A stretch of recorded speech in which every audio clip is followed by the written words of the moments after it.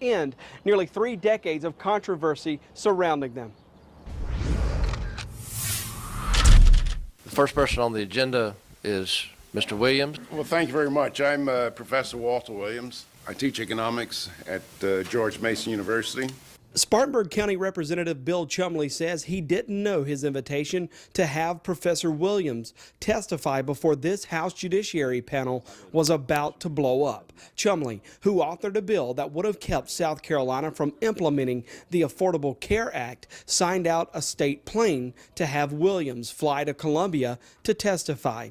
The flight cost taxpayers $6,390. Still today, do you stand behind that decision? Oh yeah, I sure do. The flight and the cost led the state Senate to vote to sell the state's airplanes, with lawmakers from Chumley's own party calling Chumley's decision abuse. And let's ground the state plane. I'm just curious, does the state even need to own a plane?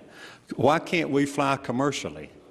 We would save taxpayer dollars, the upkeep, and this abuse. If anything good comes out of this, is maybe we can ground the state planes and save the taxpayer dollars. We have got to regulate the way we use that airplane. What we're trying to do is save taxpayers millions of dollars. This seemed like a very small amount of money to potentially stop Obamacare. Many of us on both sides of the aisle were outraged by that, because if we have that much freedom to make those kind of decisions and people are making what I think are very bad decisions, then that tells you got a problem. Senator Joel Lorry was part of the vote to sell the state planes. Lorry says not only was Chumley's flight wrong, but the standard for what constitutes official state business isn't even clear. Do you think it's a fair argument? We've heard this argument made during the course of interviews for the story. State business is too broadly defined, and you're putting too much trust in state officials. It's too arbitrary, it's too subjective,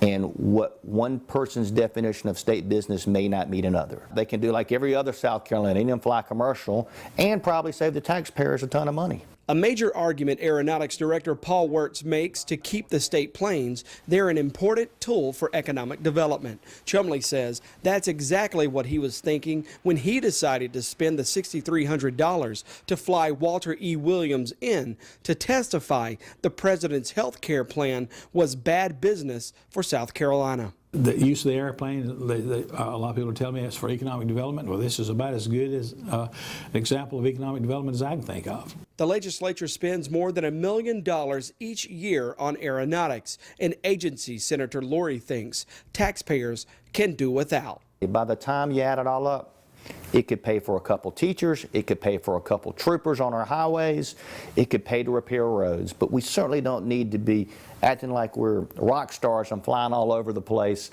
when really we could get in the car and drive, and that's what people expect us to do. I think people expect us to live within our means. Final decision on selling the state's $2 million air fleet could come here 1 week from tonight when the House returns to debate the state budget. Our investigation into the planes doesn't stop here with the state fleets. We also look at the 2 state-owned aircraft that belong to the University of South Carolina. Coming up at 11, we'll show you where we're headed with that part of this investigation. From the State House, Jody Barr, WIS News 10. All right, Jody, thanks so much. And what you just saw right there was part 4 of Jody's investigative report. You can head to our website, wistv.com, to see the 3 other stories that aired earlier this evening. You'll find an interactive map of all the state plane flights taken over the past year and a half. We also have a poll for you to weigh in on this debate.